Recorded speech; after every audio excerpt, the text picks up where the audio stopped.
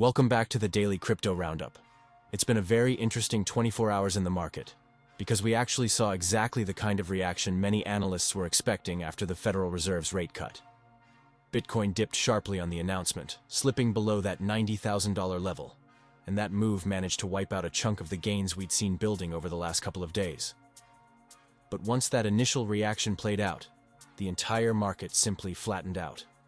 No continuation to the downside, no rebound to the upside, just a complete pause as traders step back and reassess what the rate cut really means for risk assets going into the weekend. So we've had a dip, we've had consolidation, and now we've got a very cautious-looking board where nobody quite wants to make the next move. And today we're breaking down everything behind that. We've got Bitcoin's move below $90,000 and what Bloomberg described as a clear mismatch between crypto demand and the rally in equities after the Fed cut. We've got that massive $100 million XRP whale dump landing, right before what looked like a breakout window. We've got new structural analysis, warning that Bitcoin is operating inside a fragile range, weak but solid, with liquidity issues and seller resistance showing up on chain. And we've got the latest in the TerraUSD saga, with Do Kwon finally facing sentencing for the $40 billion collapse that shook the crypto world back in 2022. A heavy day of news and a lot of structural signals underneath the price action. Before we get into any of that, a reminder about the XRP giveaway. Every week we give away 10 XRP to the best listener comment and 5 XRP to one random listener. If you want to get involved, all you need to do is rate the show and drop a quick comment. It takes 5 seconds and you could be picking up crypto before the weekend. Now let's go through the latest prices.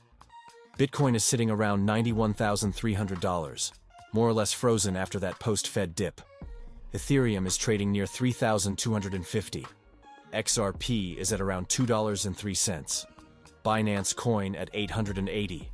Solana at $135. Cardano at about 41 cents. Dogecoin at 14 cents. Tron at 28 cents. Bitcoin Cash at 570. And Chainlink at $14.50.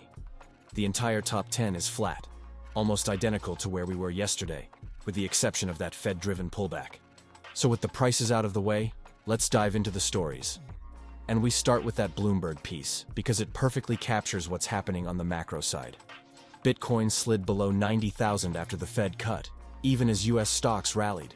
And that's the part that stood out. Markets were supposed to be aligned. If the Fed cuts rates, risk assets should theoretically move together. But that didn't happen. Stocks pushed higher. Crypto didn't. In fact, Bitcoin dropped as much as 3.4% right after the announcement.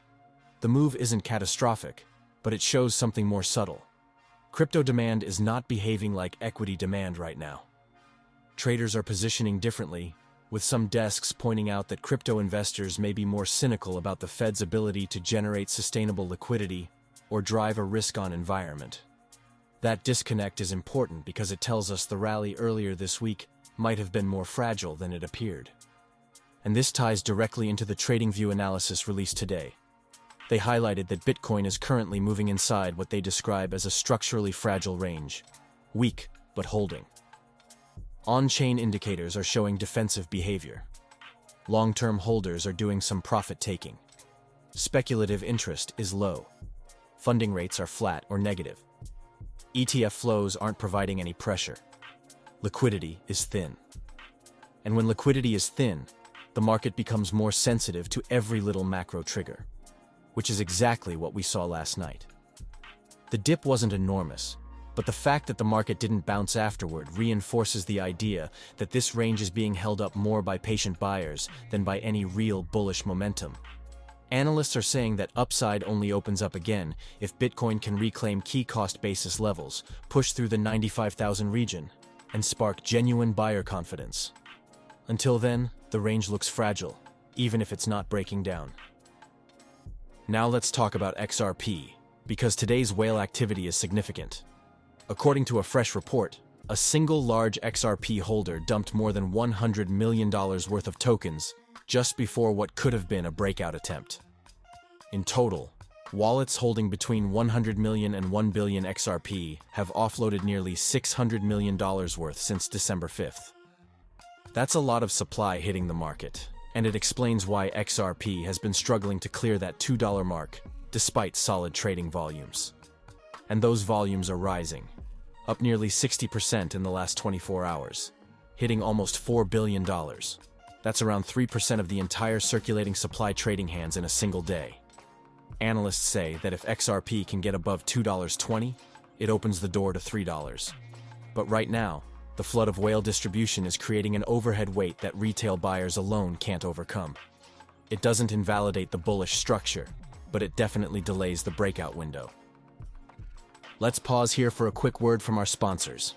Stay with us. What can 160 years of experience teach you about the future? When it comes to protecting what matters, Pacific Life provides life insurance, retirement income, and employee benefits for people and businesses building a more confident tomorrow. Strategies rooted in strength and backed by experience. Ask a financial professional how Pacific Life can help you today. Pacific Life Insurance Company, Omaha, Nebraska, and in New York. Pacific Life and Annuity, Phoenix, Arizona. Now to the TerraUSD story, and this is a big one. Do Kwon, the founder of Terraform Labs and the man behind the TerraUSD stablecoin, is finally facing sentencing after pleading guilty to fraud charges related to the $40 billion collapse back in 2022. That collapse wiped out life savings, institutional portfolios, venture funds, and even triggered a cascade that affected exchanges and liquidity providers globally.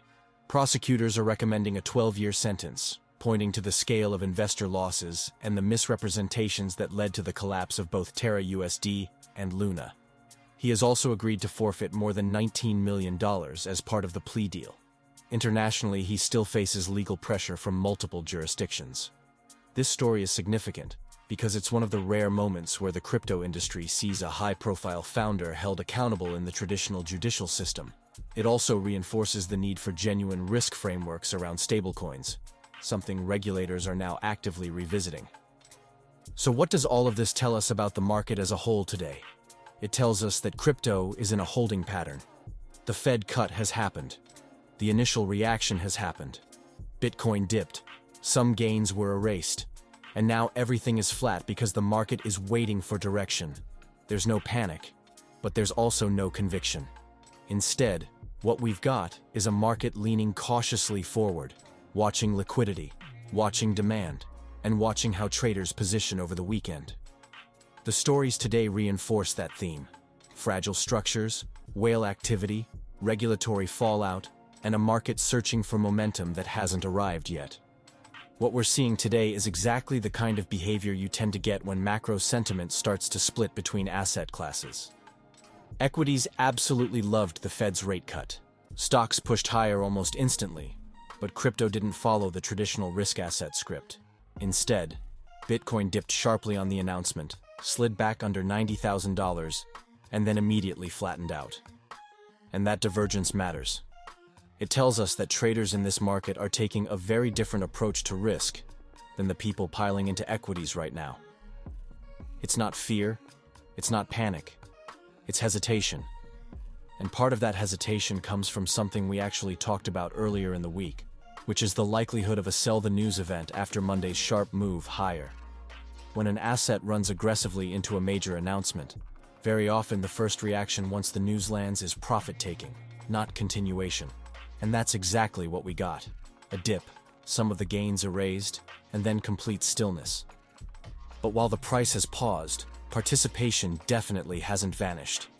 In fact, when you look beneath the surface, the stablecoin positioning across exchanges tells a very different story. Traders haven't pulled liquidity out of the ecosystem. They've parked it. Stablecoin balances remain elevated, which means there's still plenty of dry powder waiting to be deployed. This isn't a market running away from crypto. It's a market waiting for clarity. People are sitting in stablecoins, watching the reaction, waiting for confirmation before they decide whether the next move is risk on or risk off. And that's why the dip didn't accelerate. Despite the volatility around the announcement, no wave of panic selling followed it. Instead, the market absorbed the move, reset, and held its range.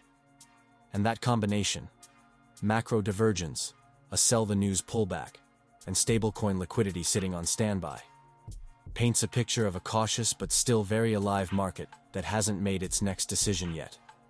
As the market waits for its next catalyst, the signals are clear. Traders are cautious, liquidity is parked on the sidelines, and every move now carries weight as we head into the weekend. We'll keep tracking every shift, every breakout attempt, and every macro trigger that shapes the landscape. Thanks for listening.